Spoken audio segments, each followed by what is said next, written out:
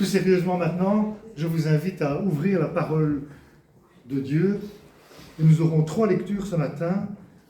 Nous les lirons dans la nouvelle traduction en français courant. C'est la raison pour laquelle peut-être le texte diffère quelque peu du texte que vous avez sous les yeux pour ceux qui lisent dans leur Bible. Notre première lecture, dans la première lettre de Pierre, au chapitre 5, nous lirons du verset 6 au verset 11. Donc 1 Pierre 5, 6 à 11. Courbez donc humblement sous la main puissante de Dieu, afin qu'il vous élève au moment qu'il a fixé. Déchargez-vous sur lui de tous vos soucis, car il prend soin de vous. Soyez lucides, veillez, car votre ennemi, le diable, rôde comme un lion rugissant, cherchant quelqu'un à dévorer. Résistez-lui en demeurant ferme dans la foi. Rappelez-vous que vos frères et vos sœurs dans le monde entier endurent les mêmes souffrances. Vous aurez à souffrir encore un peu de temps, mais Dieu, source de toute grâce, vous a appelé à participer à sa gloire éternelle dans l'union avec Jésus-Christ. Lui-même vous perfectionnera, vous affermira, vous fortifiera et vous établira sur de solides fondations. À lui soit la puissance pour toujours. Amen. Déchargez-vous sur lui de tous vos soucis, car il prend soin de vous. Une deuxième lecture, un texte bien connu, dans l'Évangile selon Jean, au chapitre 2. Il s'agit de l'épisode de la transformation de l'eau en vin. Le 3e jour, il y eut un mariage à Cana, en Galilée. La mère de Jésus était là, et on avait aussi invité Jésus et ses disciples à ce mariage. Le vin se vit à manquer. La mère de Jésus lui dit « Ils n'ont plus de vin. » Mais Jésus lui répondit « Que me veux-tu? Mon heure n'est pas encore venue. » La mère de Jésus dit au serviteur « Faites tout ce qu'il vous dira. » Il y avait là 6 jarres de pierre que les Juifs utilisaient pour le rite de purification. Chacune d'elles pouvait contenir une centaine de litres. Jésus dit au serviteur « Remplissez d'eau ces jarres. » Alors, ils les remplirent à ras-bord. Alors Jésus leur dit « Puisez maintenant de cette eau et portez-en au maître de la fête. » C'est ce qu'ils firent. Le maître de la fête goûta l'eau changée en vin. Il ne savait pas d'où venait ce vin, mais le serviteur qui avait puisé l'eau le savait. Il appela donc le marié et lui dit « Tout le monde commence par offrir le meilleur vin, puis quand les invités sont ivres, on sert le moins bon. Mais toi, tu as gardé le meilleur vin jusqu'à maintenant. » Et une 3e et dernière lecture, dans l'Évangile selon Marc, au chapitre 10, nous relirons 2 extraits de la guérison de l'aveugle Bartimée. Alors, il y a quelques semaines, c'était au mois de décembre, si ma mémoire ne me trahit pas, j'ai déjà prêché et le texte de base était justement la guérison de l'aveugle Bartimée. Vous allez voir que la prédication d'aujourd'hui aura un lien avec cette prédication que j'ai eu l'occasion de faire il y a quelques semaines, et c'est pourquoi je reprends 2 extraits de ce texte pour faire le lien. Ils arrivent à Jéricho. Alors que Jésus sortait de cette ville avec ses disciples et une foule de gens, un aveugle appelé Bartimée, le fils de Timée, était au bord du chemin et mendiait.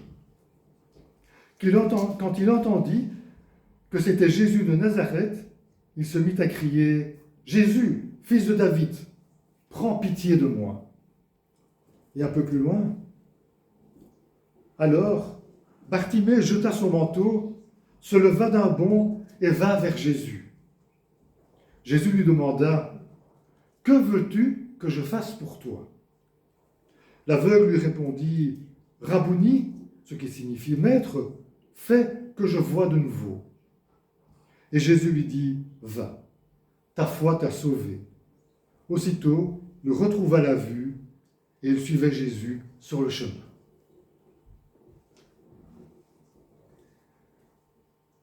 Va, va, ta foi t'a sauvé. C'est par ces paroles de Jésus qu'en quelque sorte prend fin le récit de la guérison de l'aveugle Bartimée. En quelque sorte, car pour Bartimée, il s'agit en fait d'un départ, d'un nouveau départ. Après cela, nous dit le texte, il suivait Jésus sur le chemin. Ce récit, nous l'avons médité voici quelques semaines dans la perspective d'une réflexion relative à notre foi. Cet aveugle s'en remet totalement à Jésus.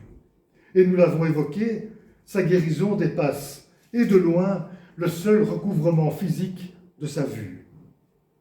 C'est que, voyez-vous, poser un véritable acte de foi, cela peut avoir, et assurément cela a, des conséquences qui dépassent, et de loin, nos attentes terrestres. Cela, nous l'avons déjà mis en évidence. Ce matin, je vous invite en quelque sorte à prolonger cette méditation en l'abordant quant à notre manière de prier, et plus précisément quant à notre manière de demander. La prière, a-t-il besoin de le préciser, n'est cependant pas que requête, n'est pas que demande. Elle peut aussi être louange ou encore repentance. C'est cependant à propos de cette forme de prière, sans doute statistiquement la plus répandue, à savoir la requête, que nous réfléchirons ce matin. Nombre de choses ont déjà été dites, écrites et prêchées à propos de la prière. Je ne vous apprends rien, vous en êtes probablement tous et toutes témoins. Mon propos n'est pas d'en rajouter encore une couche, mais simplement de faire ou de refaire le lien entre ce qu'est ou ce qu'est aussi la foi et la manière dont nous exprimons cette dernière lorsque nous nous adressons directement à Dieu ou à Jésus-Christ, dès lors que nous avons une demande à lui formuler, dès lors qu'humainement parlant, nous nous sentons dépassés, voire impuissants. Et après tout, quand bien même vous auriez l'impression que j'en rajoute une couche, une petite piqûre de rappel ne peut pas faire de tort, surtout dans un domaine aussi essentiel de nos vies de foi qu'est la prière. Nous avons revisité deux situations où il est fait appel à Jésus afin de résoudre une situation humainement inextricable, ou en tout cas embarrassante. De nos jours, la médecine a fait d'énormes progrès et nombre de pathologies incurables à l'époque de Jésus le sont maintenant.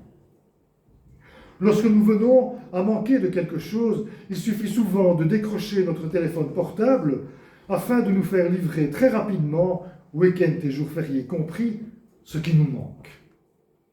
Oui, mais voilà. Force est de constater que, malgré toute notre science et toutes les facilités matérielles dont nous bénéficions de nos jours, il y a quand même des limites. Humainement, nous ne pouvons pas tout. Et c'est alors c'est lorsque nous nous sentons acculés que nous vient le réflexe de nous en remettre à Dieu. C'est surtout lorsque que nous nous sentons acculés que nous avons ce réflexe.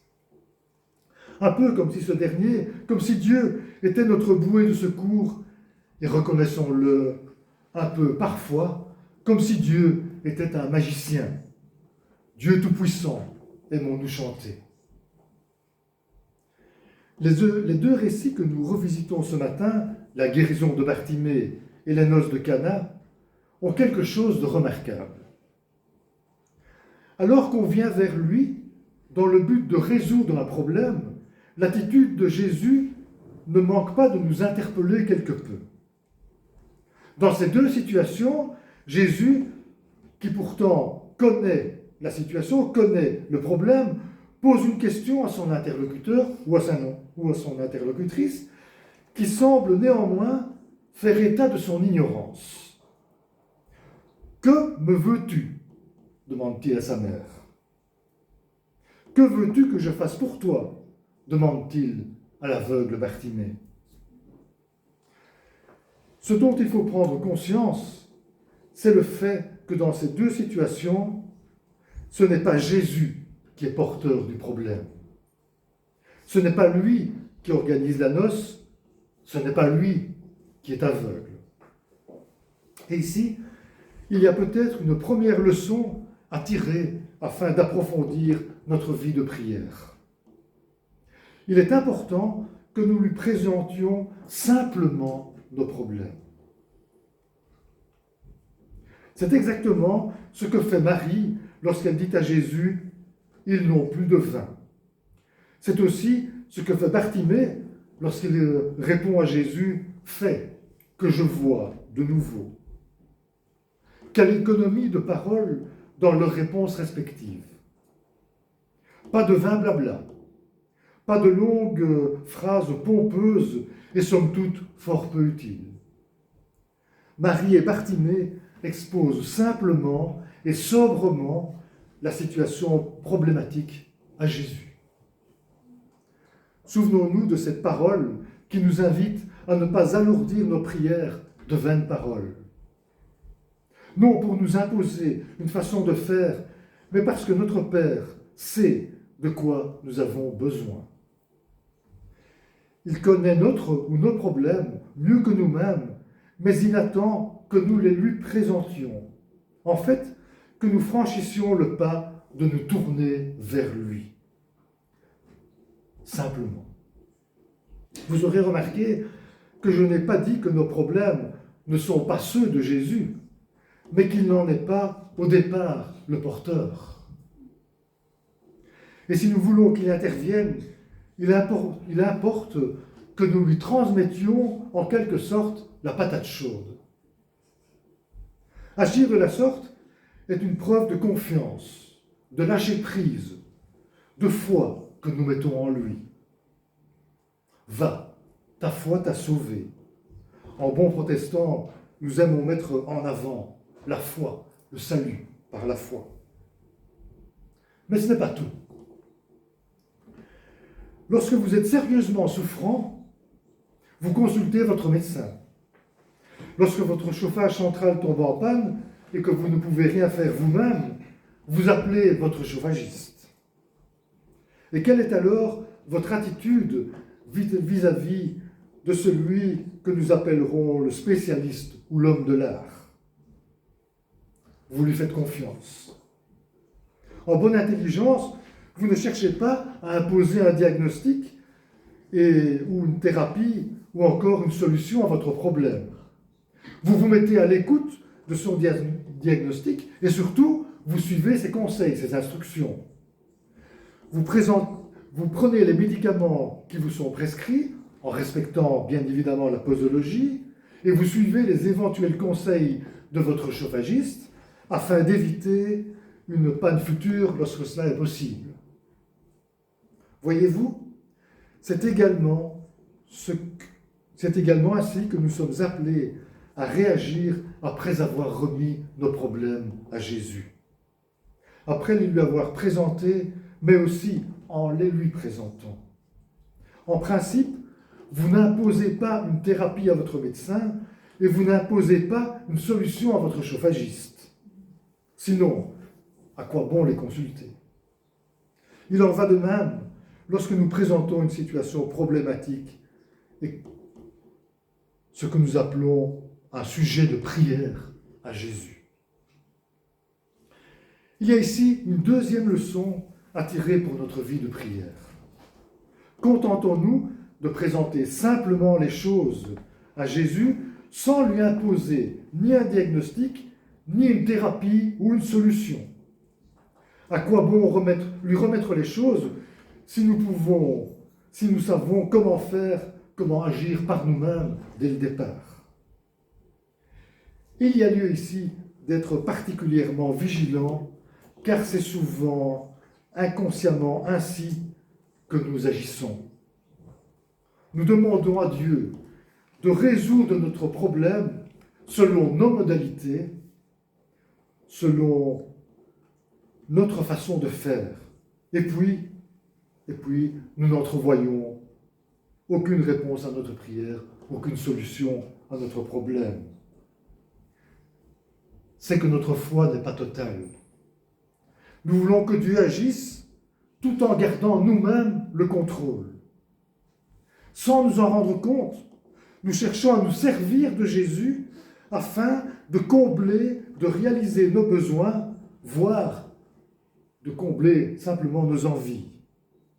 Quel dommage! Quel dommage, car Dieu sait ce qu'il y a de meilleur pour chacun d'entre nous. Il y a bien des années, je lisais un livre relatif à la prière dans lequel l'auteur faisait remarquer que l'on prie souvent pour demander de l'argent. Pas de la matière, pas des euros, pardon, mais bien de la matière. Alors que le projet de Dieu n'est pas de nous donner de l'argent, mais de l'or. Ce serait dommage de s'en priver. Et ceci nous conduit à une troisième leçon, non pas sans lien avec la précédente. Il importe que nous nous mettions à son écoute afin, après avoir fait Jésus porteur de notre problème. Il nous faut être ouverts à quelque chose qui souvent même nous surprendra et dépassera de loin nos attentes. Et c'est exactement ce que fait Marie lorsqu'elle dit au serviteur « Faites tout ce qu'il vous dira ». Nathalie et moi, nous ne sommes pas concertés, mais la petite vidéo, on voit ce pilote aveugle obligé d'obéir, est une belle illustration. Elle est adressée aux enfants, mais elle peut aussi nous être adressée à nous. Faites tout ce qu'il vous dira. Quelle marque de confiance, quelle marque de foi. Et quelle sera alors la conséquence pratique de cette attitude de foi, de lâcher prise, de confiance? Environ 600 litres de vin, beaucoup plus qu'il n'en fallait, alors qu'au départ, il en manquait. Conclu. Dans la transformation de l'eau en vin, il y a une image forte. L'eau contenue dans les 6 jarres devait servir pour les rites de purification. Elle symbolise la pratique religieuse, ou plus exactement, la religiosité. Le vin, quant à lui, symbolise la joie, la fête, mais aussi la vie. Souvenons-nous, et nous le rappelons lorsque nous célébrons la Seine, que le vin est le signe de l'alliance indéfectible scellée par Jésus avec ceux et celles qui lui font confiance, qui ont foi en lui. La foi passe avant les rites, aussi religieux soient-ils. Avancer, marcher par la foi, c'est aussi cela, la vraie vie. Dans sa première lettre, Pierre nous exhorte à nous décharger sur Dieu de tous nos soucis, car il prend soin de nous. Et ce même Pierre de nous mettre en garde, car l'ennemi, celui que nous nommons le diable, cherche à nous dévorer, à savoir à nous séparer de Dieu. Il nous incombe dès lors de résister en nous déchargeant sur Dieu de toutes choses, en toute simplicité. Ce ne sont pas les rites ou paroles qui comptent, mais ce qui vient du cœur.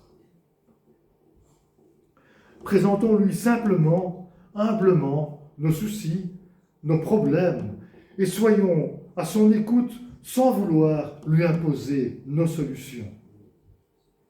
Souvenons-nous aussi qu'il n'est pas qu'un petit magicien, seulement présent quand tout semble aller mal pour nous. C'est dans l'union avec Christ, union fondée sur la confiance, sur le lâcher-prise, sur notre total abandon à lui, que reposeront nos plus solides fondations. Et comme le dit très justement Pierre, à lui, soit la puissance pour toujours. Amen. Je vous invite à rester quelques instants dans le silence.